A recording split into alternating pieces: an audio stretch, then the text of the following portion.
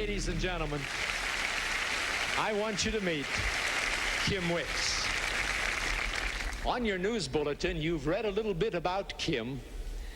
She is a very accomplished soprano who, while at the music school of the Indiana University, won a Fulbright scholarship to Austria, in Austria. And she studied for a year and had to make a decision whether to continue on this course of a professional career and all that promised her, or to just turn her gift and talent over to the Lord and share her faith as He was speaking to her heart about doing. Kim is physically blind. She was blinded as a very small girl in the Korean War when she watched a bomb explode. We met her 20 years ago for the first time. You remember that, Kim? Yes, sir. In Indianapolis, Indiana. Kim, we want you to just sort of update your journey with the Lord.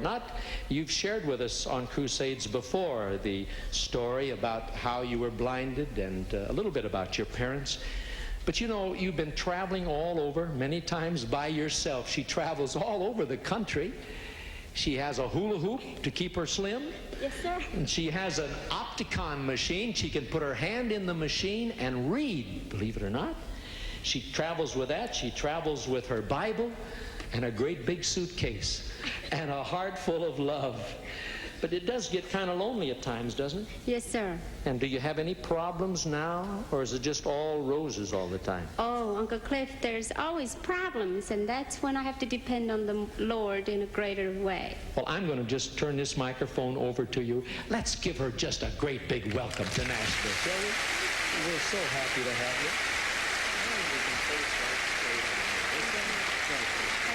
Thank you. It is a real joy to be here with y'all here in Nashville.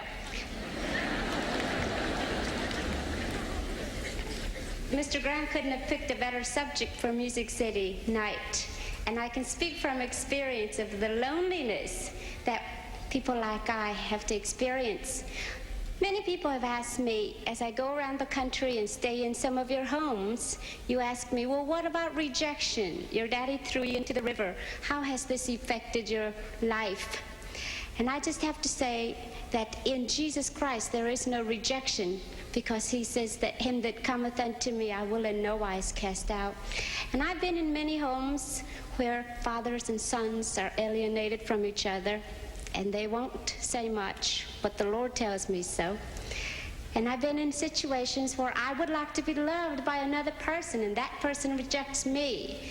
And once again, I have to remember that Jesus has said, when thou passest through the waters, I will be with thee.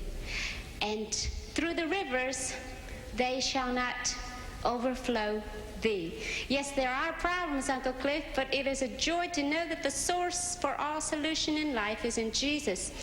And my prayer is that through my living and singing, Jesus will be glorified, and that I will make a difference for His sake. And the way that God has let me do that difference is by singing. And I go wherever churches invite me, and I sing the praises of Jesus. And I've prayed that God will make me a little moon through which He can shine through, and a mouthpiece through whom He can sing the song of the soul that is set free.